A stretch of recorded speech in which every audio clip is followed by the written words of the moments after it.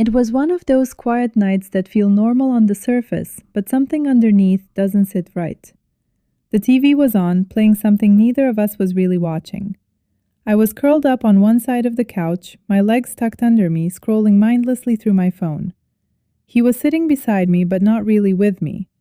His attention kept drifting back to his own screen. That had become normal lately. We were together, but not connected. There was a time when nights like this felt warm, comfortable. Even silence used to feel like something we shared. Now, it just felt like space, unspoken space. I glanced at him for a moment. His face was calm, but distant. His thumb moved quickly across his screen like he was in the middle of something important, something that mattered more than the moment we were in. I looked back at my phone, tried to ignore it, tried not to think too much. But that feeling had been growing for weeks now. That quiet, uncomfortable feeling that something was changing, and I wasn't part of it anymore. He used to talk to me about everything, small things, work stress, random thoughts, even silly things that didn't matter. Now, even asking, "How was your day?" felt like I was pulling words out of him. "Fine," he'd say. "Always fine." And somehow, that word started to feel heavier than any long explanation ever could. That's when his phone buzzed. The sound was soft, but I noticed the way he reacted to it immediately. He picked it up quickly, too quickly. His eyes scanned the screen, and for a split second, something changed in his expression. It was subtle. Most people wouldn't notice it, but I did, because I had been watching him more closely than he realized. He stood up almost instantly. "I'll be right back," he said, already walking toward the kitchen. I nodded without saying anything, but something about it didn't feel right. It wasn't just the message, it was the urgency, the way he didn't even wait, the way he needed distance to read it. I tried to shake the feeling off, told myself I was overthinking, but deep down, I already knew I wasn't. A few seconds passed, then my phone buzzed. I frowned slightly. That was unexpected. When I looked down and saw his name on my screen, my heart skipped for a moment. He was in the kitchen. Why would he text me? For a second, I thought maybe he was sending me something normal, a link, a joke, something random. But something in my chest tightened anyway. I opened the message, and everything went still. "She understands me better than you ever did." I stared at the screen. The words didn't register at first, like my brain needed a second to catch up with what I had just read. Then I read it again, slower this time, every word hitting harder than before. "She understands me better than you ever did." It wasn't long, it wasn't complicated, but it said everything. I felt something drop inside my chest, not sharply, not painfully, just quietly, like something settling into place. I lifted my eyes toward the kitchen. He was still there. I could hear faint movement, like nothing had happened, like he hadn't just sent a message that changed everything. I looked back at my phone. There was no follow-up, no correction, no, "Sorry, wrong person." Just silence. And somehow, that silence said more than anything else could. It wasn't meant for me. That much was obvious.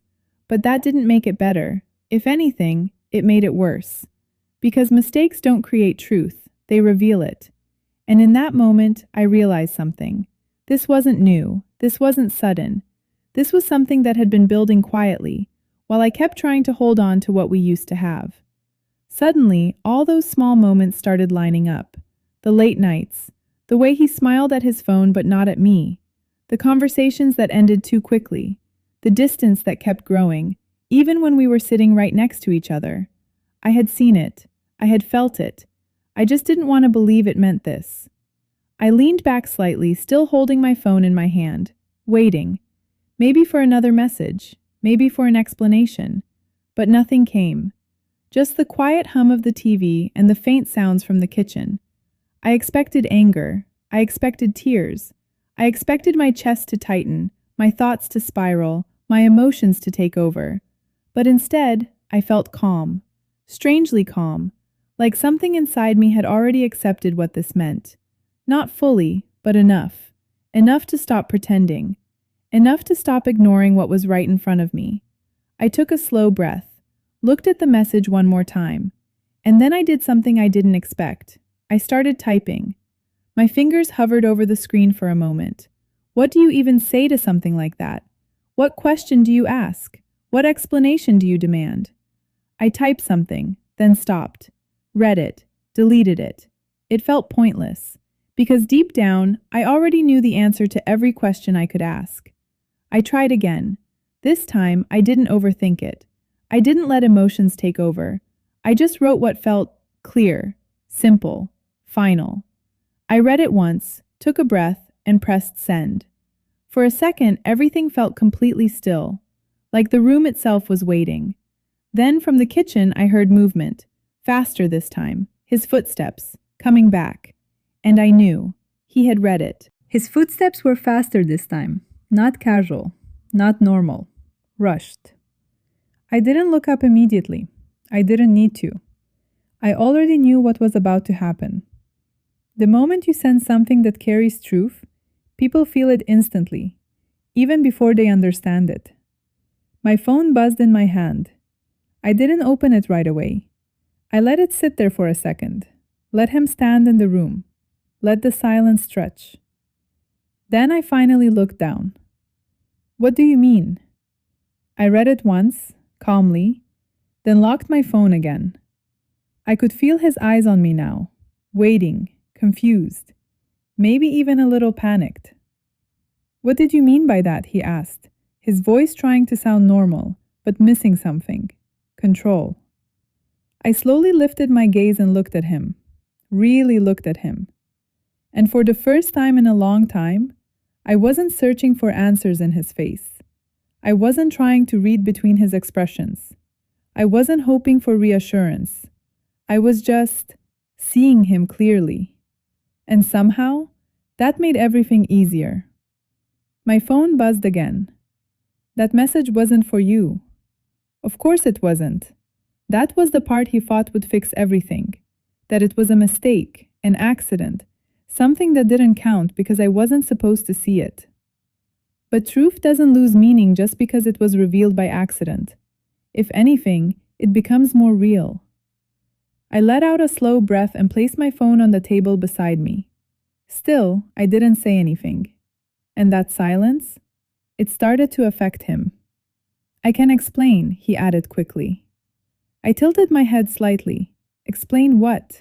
The words? Or the meaning behind them? Because those are two very different things. Another buzz. You're overreacting. That word again. Overreacting. It's strange how easily people use it. Like it has the power to erase what just happened. Like it can shrink something real into something small. But this time, it didn't work. Because for the first time, I wasn't reacting. I was understanding. And there's a difference. A big one. I stood up slowly, not in anger, not dramatically, just calmly. He stepped a little closer, like he was trying to close the distance between us. But something had already changed. Not physically, but emotionally. And that kind of distance isn't easy to fix. Say something, he said. There was frustration in his voice now. Not guilt, not regret. Frustration. Like my silence was making things harder for him. I looked at him for a moment, then finally spoke. She understands you better than I ever did? My voice was calm, steady. No anger, no shaking. Just a simple question. He hesitated, just for a second, but that second was enough. That's not what I meant, he said quickly. I nodded slightly. Of course it wasn't what he meant, but it was exactly what he said. And sometimes, what we say in moments of comfort reveals more than what we say when we're careful. I didn't mean it like that, he added. I almost asked him, then how did you mean it? But I didn't, because I already knew, and asking wouldn't change anything. It would just give him a chance to reshape the truth into something easier to accept. Another silence filled the room, but this one felt different, heavier, more final. I was just talking, he said. Just talking. Like those words didn't carry weight, like they didn't come from somewhere real. I picked up my phone again and unlocked it, opened the message, read it one more time, slowly, then looked back at him. You didn't send that by mistake, I said quietly. He frowned. I did. I sent it to the wrong person. I shook my head slightly. No, I said. You sent it to the right person. He looked confused, and for a moment, I could see it. That moment where someone realizes the situation isn't going the way they expected. I just wasn't supposed to see it. That's when the room went completely silent. No TV, no movement. Just that moment, hanging between us. And I could see it in his face now. That shift, that realization. That this wasn't something he could talk his way out of. Because I wasn't asking questions. I wasn't giving him space to explain. I wasn't trying to fix it. I had already accepted it. And that's what made it different. My phone buzzed again. We can talk about this. I didn't even look at it this time, because there was nothing left to talk about. Not really. You can check my phone any time. He said it so confidently, so casually, like it proved something, like it meant there was nothing to hide. And for a long time, I believed that. Not because I wanted to check, but because I didn't feel the need to. That's what trust looks like. You don't go looking, you don't search, you just believe. I remember the first time he said it. We were in the middle of a random conversation, nothing serious, just talking. And somehow the topic shifted to trust, to honesty, to relationships.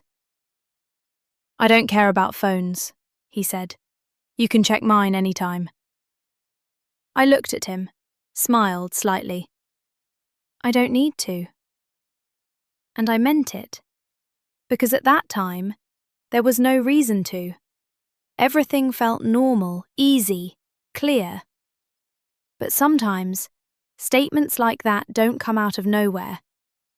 Sometimes they're said before you even think to question anything.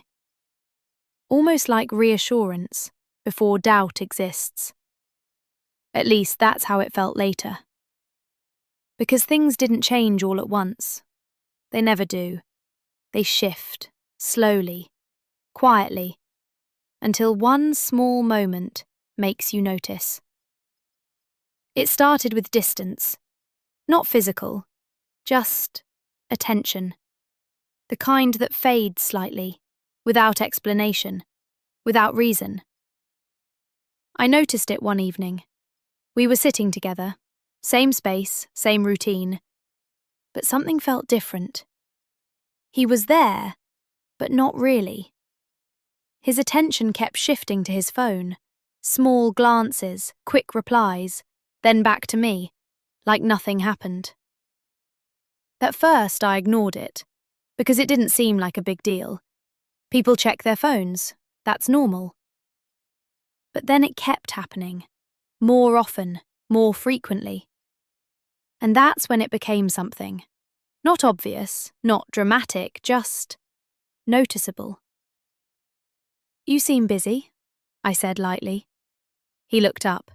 Just work stuff. I nodded. Okay. Simple, easy, no reason to question it. But something about the way he said it felt automatic, like it was ready, waiting. And that feeling, it stayed. Days passed, then weeks. And that pattern didn't change.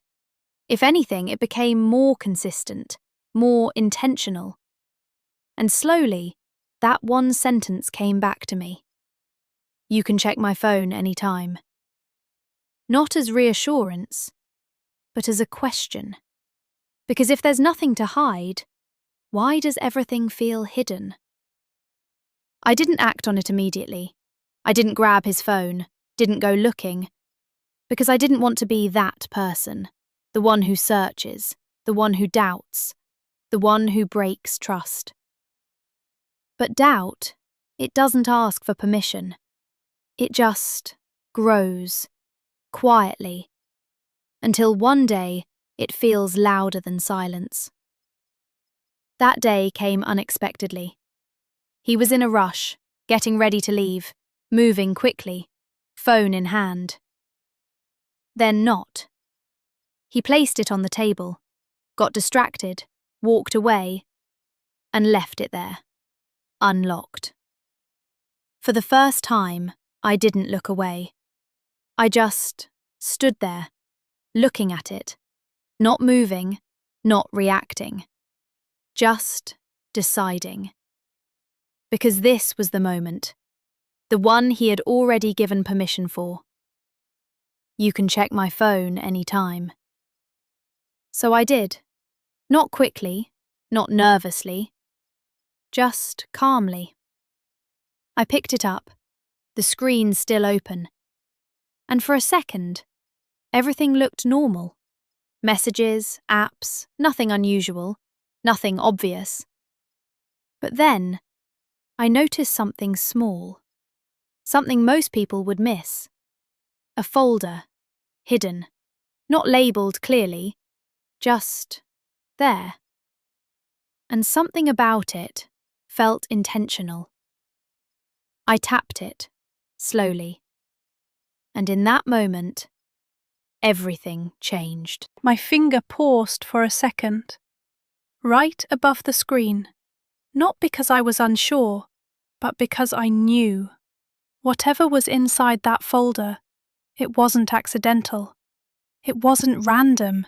It was placed there, hidden, but not completely, like something meant to be unseen, but still accessible.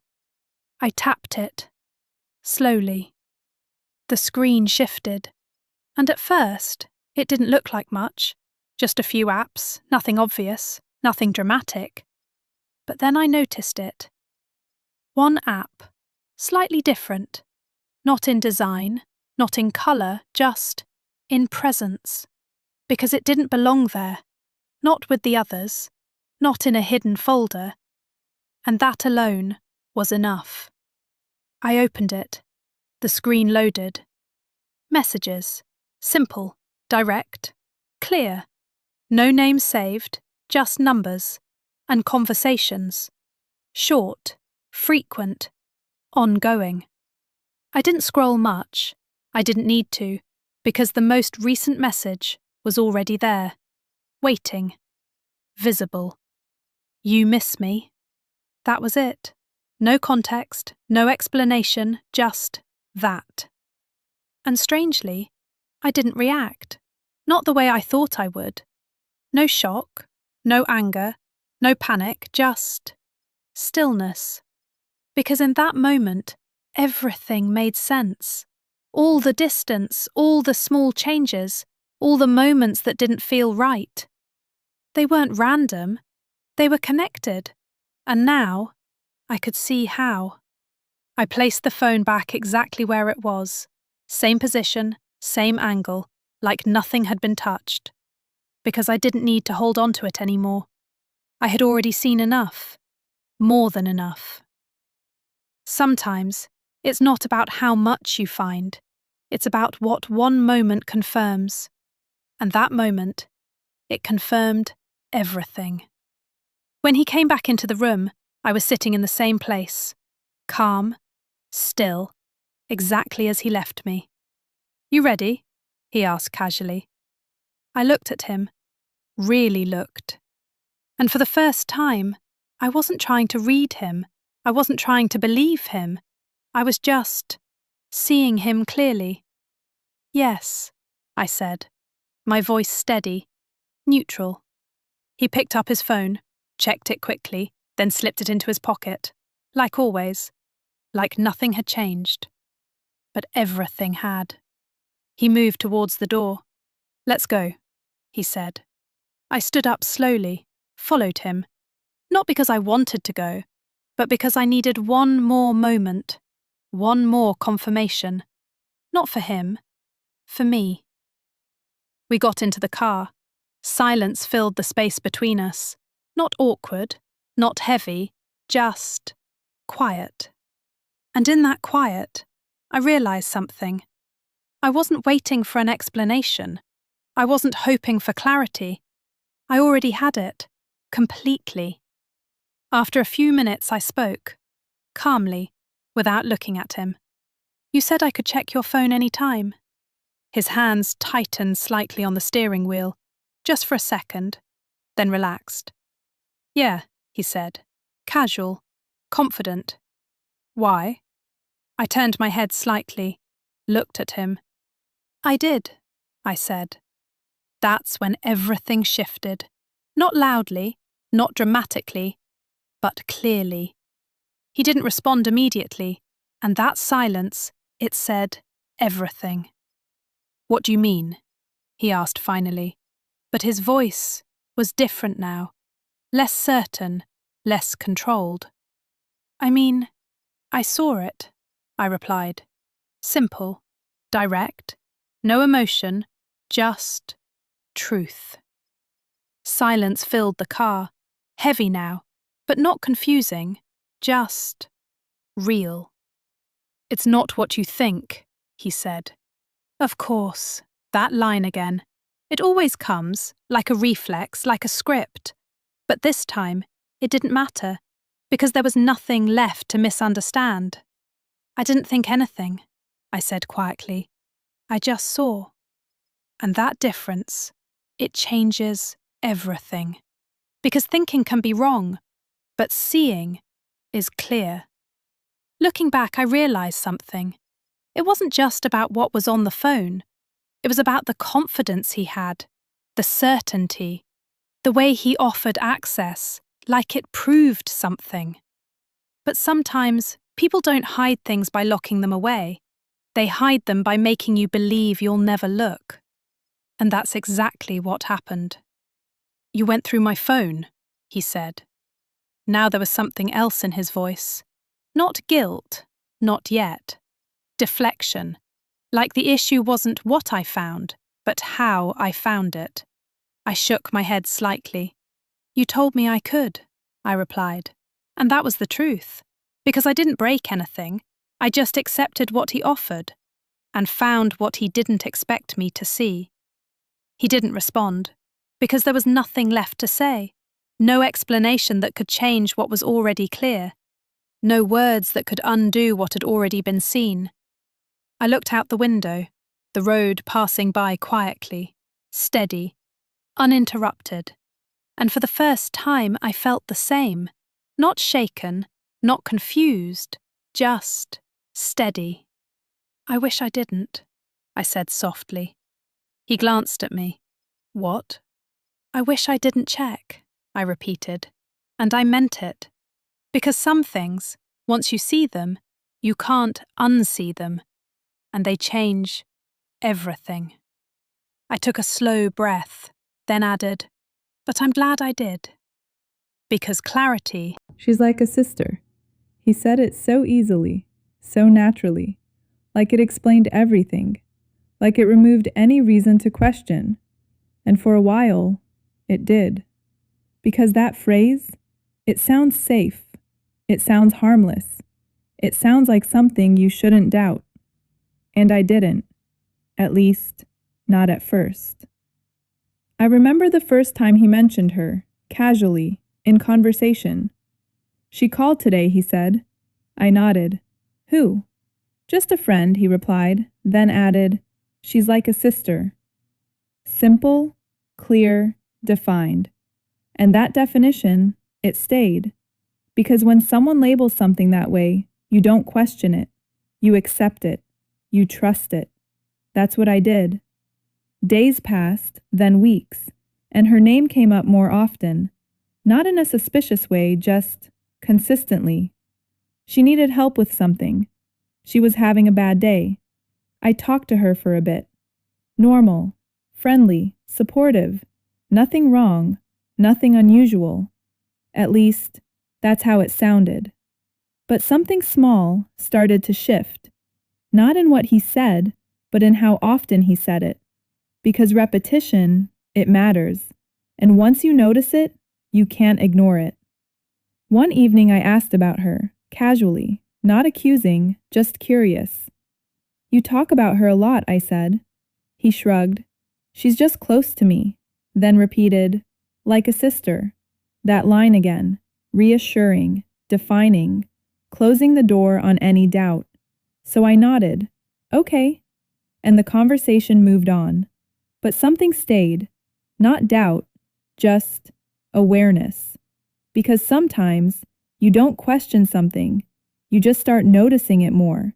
And once you notice, patterns become visible. The calls, the messages, the way his attention shifted when her name came up. Subtle, but consistent. And that consistency, it started to feel less like coincidence and more like something intentional. One night, I noticed something different. We were sitting together.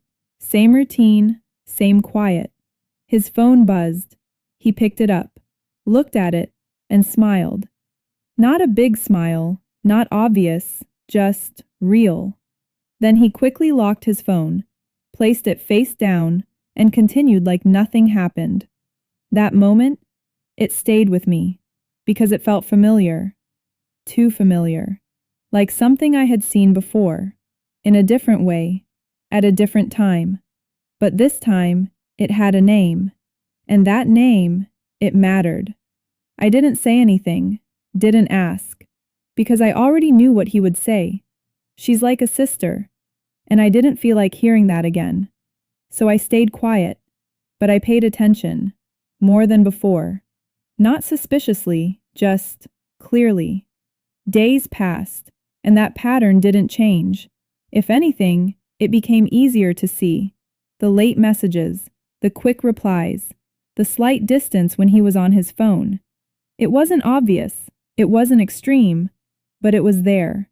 And once something is there, it doesn't disappear just because you ignore it. One afternoon, something small happened, but it was enough. He left his phone on the table, unlocked, for a moment. Not long, just enough. I didn't rush to it, didn't grab it immediately, because I didn't want to be that person, the one who checks, the one who doubts. But then I remembered something. You don't need to worry about her. That's what he said. So I didn't rush. I just looked, calmly. And that's when I saw it, her name, at the top, pinned, not buried, not hidden, right there, visible, important. And something about that felt different. Because people don't pin things that don't matter. They don't keep them at the top unless they want to see them first, every time. My hand didn't shake, my heart didn't race. I just tapped, slowly. And in that moment, everything changed. The screen opened, quietly. No warning, no hesitation, just truth. At first it looked normal. Messages, short, casual, the kind you don't question. Did you reach home? Yeah. Take care. Simple, harmless, exactly what you would expect from someone who's like a sister. And for a moment, I almost believed it again. Almost. But then I scrolled. Just a little, not searching, not digging, just continuing. And that's when it changed. The tone, the timing, the words. Subtle at first, then clearer, then undeniable. You didn't reply last night. I was waiting. I paused, not because I didn't understand, but because I did, completely. I kept reading, not fast, not rushed, just calmly, like I already knew what I would find. You miss me? Always. That line stayed, not loudly, but deeply, because it didn't belong there, not in that context, not in that relationship, not with that label. She's like a sister. I closed my eyes for a second, not to avoid it, just to let it settle, because once you see something clearly, you don't need to keep looking. You just need a moment to accept it.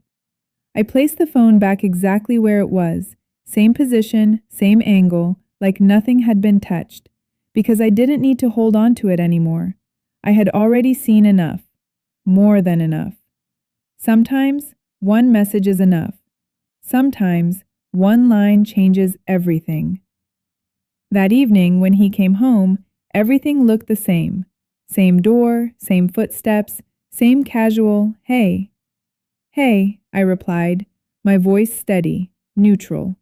He put his keys down, checked his phone, and I noticed it, that quick glance, that small attention, the same pattern, but now it had meaning, real meaning.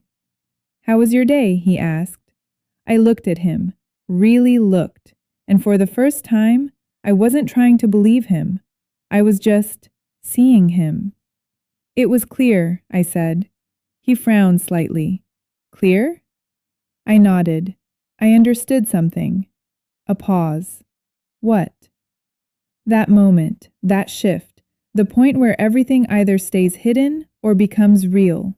I held his gaze for a second, then said calmly, "She's not like a sister." Silence. Not loud, not dramatic, just still. He looked at me, confused, then cautious. "What do you mean?" he asked. I didn't rush, didn't raise my voice, didn't explain too much, because I didn't need to. "I saw the messages," I said. Simple, direct, complete. Everything changed in that moment, not around us, inside him. I could see it, the realization, the awareness, the understanding that something was no longer hidden. "It's not what you think," he said quickly. Of course, that line, it always comes first. Not truth, not honesty, just correction. Like the problem isn't what happened, but how I understood it. I nodded slightly. "I didn't think," I replied. "I just read."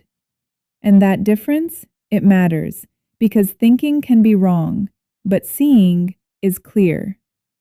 Looking back, I realized something. It wasn't just about the messages. It was about the label, the way he defined it, the way he made it sound safe, harmless, untouchable. Because once something is called nothing, you stop looking at it, and that's where it stays, hidden, until it isn't. "You're misunderstanding," he added. I almost smiled, because that pattern, it never changes. Turn clarity into confusion, turn truth into doubt. But this time, it didn't work, because this time, I wasn't questioning myself. "I'm not," I said calmly. "I just stopped believing the label." Silence. Complete. Because there was nothing left to argue with, nothing left to explain, because this wasn't about interpretation anymore. It was about reality. And reality doesn't need agreement. I stood up slowly, not in anger, not to escape, just to move forward. Because something had already ended, quietly, without noise, without a fight. Just understanding. "I trusted what you said," I added softly. And that was the truth. I had trusted him, not blindly, but willingly, because trust is a choice, and sometimes that choice gets broken. Not loudly, not suddenly, just quietly. "I didn't mean it like that," he said. I nodded. "I know."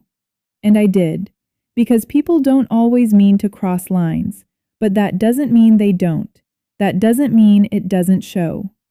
I picked up my bag. He noticed immediately. "Where are you going?" he asked. I paused for a moment, not because I didn't know, but because I wanted to say it clearly. "I'm not staying where nothing looks like this," I said quietly. His expression changed, but this time it didn't matter, because I wasn't waiting for it anymore. I walked past him slowly, not rushing, not dramatic, just certain. Because once you see something clearly, you don't go back to pretending it's harmless. And that realization, it changes everything.